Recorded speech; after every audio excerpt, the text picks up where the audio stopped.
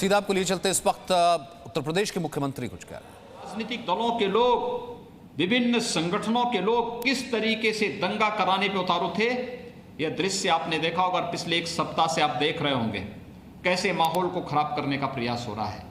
ये षड्यंत्र होते रहेंगे, लेकिन हमें आगे बढ़ना है, विकास के लिए अपने आप को समर्पित करना है। उत्तर प्रदेश में 24 करोड़ लोगों के हितों के लिए निरंतर पूरी ईमानदारी, पूरी प्रतिबद्धता के साथ कार्य करना है। और उसी प्रतिबद्धता के साथ हम सब आज इस अवसर पर आगे बढ़ते हुए दिखाई दे रहे हैं। आज प्रदेश में एक्सप्रेसवेज बन रही हैं।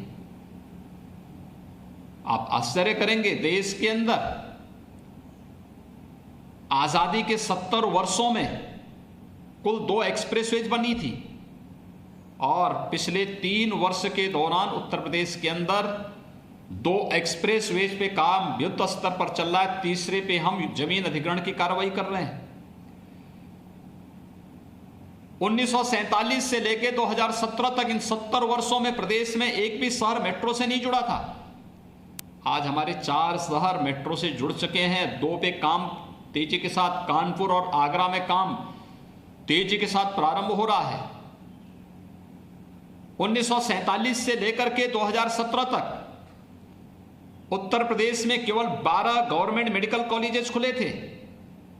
2017 से अब तक 2 एम्स, 29 नए गवर्नमेंट मेडिकल कॉलेजेस, 6 पुराने मेडिकल कॉलेजेस में 6 सुपर स्पेशलिटी ब्लॉक की स्थापना। ये सभी कार्य युद्ध स्तर पर प्रदेश के अंदर आज बनते हुए दिखाई दे रहे हैं। प्रदेश के अंदर 30 लाख गरीबों को प्रधानमंत्री आवास में आवास मिलना, प्रदेश के अंदर 1 करोड़ 24 लाख से अधिक गरीबों को विद्युत का निःशुल्क कनेक्शन उपलब्ध होना, 46 लाख गरीबों को रसोई गैस के निःशुल्क कनेक्शन प्राप्त होना, 87 लाख गरीबों को वृद्धावस्था पेंशन, विधवा पेंशन, दिव्यांगजन पेंशन का लाभ प्राप्त होना। प्रदेश के अंदर हाईवे, जनपद मुख्यालयों को 4 लेन के साथ जोड़ने, अन्य देशों या अन्य राज्यों के साथ जुड़े हुए राज्य मार्गों को 4 लेन के साथ जोड़ने की कार्रवाई तेजी के साथ बनना, गांवों में भी 18 से 20 घंटे की बिजली पहुंच सकती है, इस सपने को साकार करना, जनपद मुख्यालयों में 24 घंटे की विद्युत की आपूर्ति हो सकती है, इस सपने को साकार करना, नौजवानों के लिए रोजगार के लिए व्यापक निवेश की कार्रवाई को करना। जिस प्रदेश में हर नौकरी जातिवाद की चपेट में आता था, भ्रष्टाचार की चपेट में आता, 3 लाख से अधिक नौजवानों को नौकरी दे देना, और आगामी 1-1.5 वर्ष के दौरान 3 लाख नए नौजवानों को सरकारी नौकरी देने की एक व्यापक कार्य योजना को आगे बढ़ाने की कार्रवाई जो चल रही है, इन सबको ध्यान में रखते हुए विगत 3 वर्षों के दौरान 20 लाख से अधिक नौजवानों को निजी क्षेत्र में भी रोजगार और नौकरी के साथ जोड़ने का कार्य, 1.5 करोड़ नौजवानों को स्वतः रोजगार और रोजगार के साथ जोड़ने का कार्य, ये जो हुए हैं, कैसे कोई समाज विरोधी तत्व, कैसे कोई राष्ट्रद्रोही तत्व इन सब चीजों को स्वीकार कर सकता है? क्योंकि उन्हें तो जर्जर यूपी चाहिए था, दंगाग्रस्त यूपी चाहिए था, अराजक यूपी चाहिए था। अब उनकी मनसाएं पूरी नहीं हो रही तो षड्यंत्र रचने में लगे हैं। लेकिन मैं आप सबको इस बात के लिए आश्वस्त करता हूं, ये भारतीय जनता पार्टी की सरकार है। सबको सुरक्षा, सबको सम्मान हमारा संकल्प है। लेकिन अगर कोई माहौल बिगाड़ने का कार्य करेगा तो सख्ती के साथ उससे निपटने की भी एक दृढ़ इच्छा शक्ति के साथ हम कार्य करने के लिए पूरी प्रतिबद्धता के साथ कार्य कर रहे हैं। विकास हर द्वार तक पहुंचाएंगे, लेकिन अराजकता फैलाने की छूट और भ्रष्टाचार फैलाने की छूट किसी को भी नहीं देंगे। और इसी बात को लेकर के सरकार कार्य कर रही है, और मैं इसीलिए आज आपके बीच एक वर्चुअल संवाद के माध्यम से आपसे जुड़ रहा हूं। प्रदेश के अंदर 7 उपचुनाव घोषित हुए हैं। स्वाभाविक रूप से टुंडला भी है। आपने पिछली बार 2017 में भारतीय जनता पार्टी को ये सीट दी थी। प्रोफेसर एसपी सिंह बघेल जी यहाँ से विधायक बने थे, बाद में प्रदेश सरकार में उन्होंने अपनी सेवाएं भी दी। पार्टी ने उनकी सेवाओं को और विस्तार दिया और वे आगरा से माननीय सांसद हुए। आज वे एक सांसद के रूप में अपनी सेवाएं देश को दे रहे हैं। यह सीट खाली हुई, उपचुनाव के लिए इस सीट के लिए हम सबको अपने आप को तैयार करना है। भारतीय जनता पार्टी की सीट थी तो भारतीय जनता पार्टी के पक्ष में आए, ये हमारा संकल्प एक इस बात को लेकर।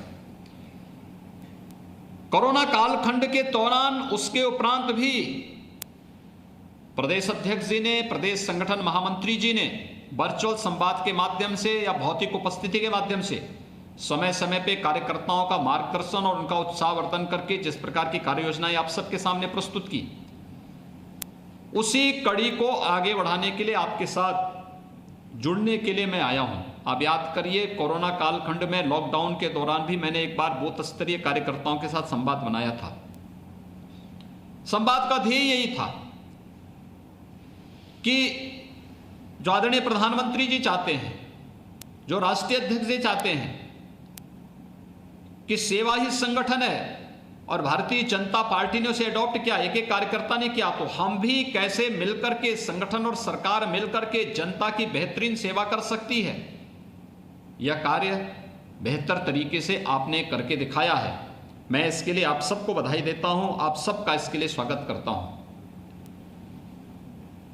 चुनाव है और आप जानते हैं कि जो हमारे पास कुल बूथ थे, पहले 408 बूथ थे, 418 बूथ थे, इसमें से 150 बूथ नए बढ़े हैं, यानी 558 बूथ इस समय टुंडला विधानसभा क्षेत्र में हुए हैं।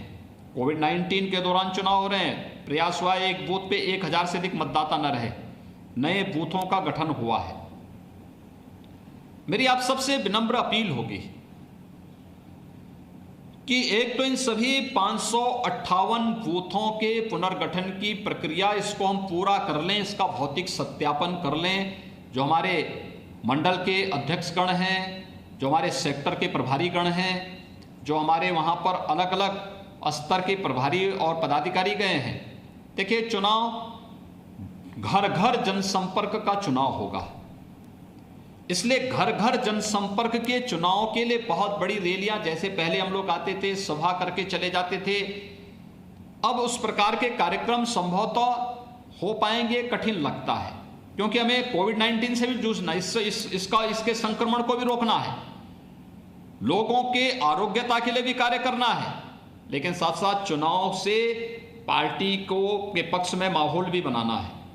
और इस दिशा से मैं चाहूँगा, संगठन के सामने जो सबसे बड़ा चैलेंज होगा कि जो 118 नए बूथ बने हैं, इन सभी नए बूथ में भी 150 जो नए बूथ बने हैं, इन 150 नए बूथ का भी हम गठन पूरी 100% करवा लें।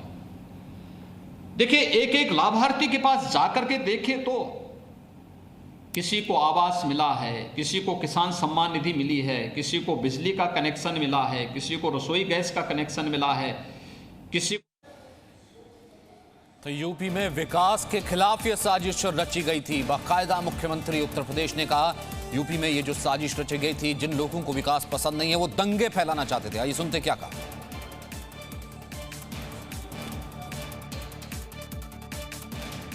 आपने आज समाचार पत्रों में पढ़ा होगा और न्यूज चैनल में आप देख रहे होंगे सुबह से ही, उत्तर प्रदेश में अभी कितनी भीषण जाति और सांप्रदायिक दंगे की नींव रखी गई थी। एमनेस्टी इंटरनेशनल जैसे संगठनों के माध्यम से, विदेशी फंडिंग के माध्यम से कैसे कैसे लोग, राजनीतिक दलों के लोग, विभिन्न संगठनों के लोग किस तरीके से दंगा कराने पे उतारू थे।